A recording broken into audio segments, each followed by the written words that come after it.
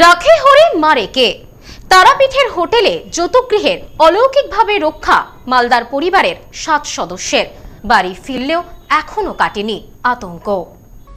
রাখে হরি মারে কে? তারাপীঠে হোটেলে ভয়াবহ অগ্নিকাণ্ডের মধ্যে অলৌকিক রক্ষা মালদার তেওয়ারি পরিবারের। শ্রাবণ মাসে বাবার ধাম দর্শন শেষে তারাপীঠে এসে অগ্নিকাণ্ডের কবলে মালদার পুখুরিয়া থানার নসিপুরের তেওয়ারি পরিবার। অলৌকিকভাবে বড়সড় বিপদের হাত থেকে রক্ষা পেলেন পরিবারের 7 সদস্য। ফিরে এলেন সাক্ষাৎ মৃত্যুর মুখ থেকে। রবিবার গভীর রাতে তারাপীঠের একটি হোটেলে একই ঘরে উঠেছিলেন তারা। হঠাৎই চালকের চিৎকারে ঘুম ভাঙে পরিবারের সদস্যদের। গোটা হোটেল তখন ধোঁয়ায় আচ্ছন্ন। বাঁচার তাগিদে দ্রুত বারান্দায় গিয়ে চিৎকার শুরু করেন তারা। ততক্ষণে হোটেলে অগ্নিকাণ্ডের ঘটনা জানাজানি হয়ে গিয়েছে। ঘটনার খবর পেয়ে ঘটনাস্থলে পৌঁছায় দমকল, পুলিশ এবং বিপর্যয় মোকাবিলা বাহিনী। প্রায় 2 ঘন্টার চেষ্টায় তেওয়ারি পরিবারের সদস্যদের নিরাপদে উদ্ধার করা হয়। পরিবারের সদস্যরা নিরাপদে নসিপুরের বাড়িতে ফিরে আসলেও চোখে মুখে আতঙ্ক পরিবারের সদস্যদের। সদ্য লন্ডন থেকে চোখের অপারেশনের বিশেষ প্রশিক্ষণ নিয়ে ফিরেছেন ডাক্তার মোনাজির হোসেন। বনগাঁতে এই সর্বপ্রথম কোলফেকো, টোরিক, মাল্টিফোকাল ছানি অপারেশনের জন্য আসুন বনগাঁ আই কেয়ারে। ভয়ঙ্কর সেই রাত যেন তাড়া করে বেড়াচ্ছে পরিবারের সকল সদস্যকে। এখনো আতঙ্কের ছাপ চোখে মুখে। এই বিষয়ে গৃহকর্তা বলেন, আমরা বাবার ধামে পুজো দিয়ে তারাপীঠে গিয়েছিলাম। সারাদিন ক্লান্তি শেষে গভীরভাবে ঘুমিয়ে পড়েছিলাম। হঠাৎই আমাদের যে ড্রাইভার সে আমাকে ডাকতে থাকে। ঘুমের মধ্যে বুঝতে পারছিলাম না।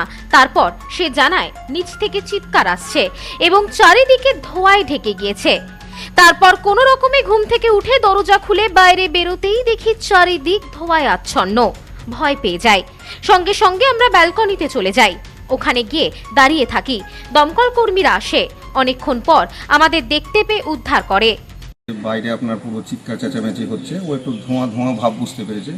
তখন আমাকে বললো যে কাকু তাড়াতাড়ি উঠেন, তাড়াতাড়ি উঠেন। তো আমি বললাম, তো আমি তো মানে বলছি যে হ্যাঁ বোকা, ঘুম পাচ্ছে আমার, তো এখন উঠছি না। তো বলছে উঠেন তাড়াতাড়ি। জোর করে হাত ধরে টেনেছে, বলছে যে আগুন মনে ধোঁয়া ধোঁয়া লাগছে, নিচে চিৎকার হচ্ছে নাকি, কিছু হয়েছে নাকি, রুম থেকে ধোঁয়া টাইপের বেরোচ্ছে। তারপরে আমি উঠলাম। তারপরে বললো যে আমি বললাম যে কি হয়েছে রে? তো বলছে যে ধোঁয়া লাগছে, আপনি কিছু পাচ্ছেন গন্ধ? তো আমি বললাম কি যে হ্যাঁ ধোঁয়া তো বুঝতে পারছি। তো বলছে যে মনে হয় আগুন লেগে গেছে মনে হয়। মানে যে হোটেলে ছিলেন আপনারা? হ্যাঁ, যে হোটেলে ছিলাম। তো আগুন লেগে গেছে। তো আমরা ওই বললাম যে তুই কাকিমাদেরকে উঠা, সবকে উঠা তাড়াতাড়ি, সবকে ভাইটাইকে উঠা। তো সবকে উঠানো। উঠিয়ে আমরা ওই যেটা গেট দিয়ে ঢুকেছিলাম রাখতে বলা, সেটা যখনই খুলছি দেখছি ধোঁয়া। তখন বললাম যে গেটটা লাগিয়ে দিলাম।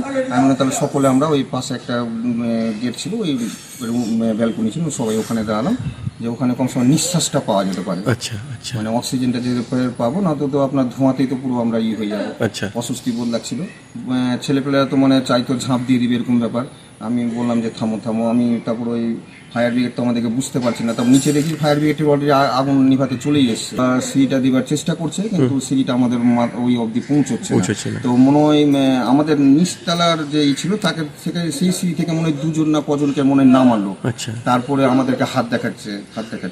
তো বললো যে দেখলাম যে মানে ফায়ার ব্রিগেডের কর্মী ছিল, যাও তো মাথায় টুপি পরেছিল, এই টুপিগুলো, ফোর্সের টুপিগুলো। তো ওরা হাত দেখাচ্ছে। তারপরে আস্তে আস্তে যখন আগুনটা একটু নিয়ন্ত্রণে আনলো ওই ফায়ার ব্রিগেডের অফিসার আর একজন কে ছিল সঙ্গে, আমাদেরকে এসে উদ্ধার করে নিয়ে গেল।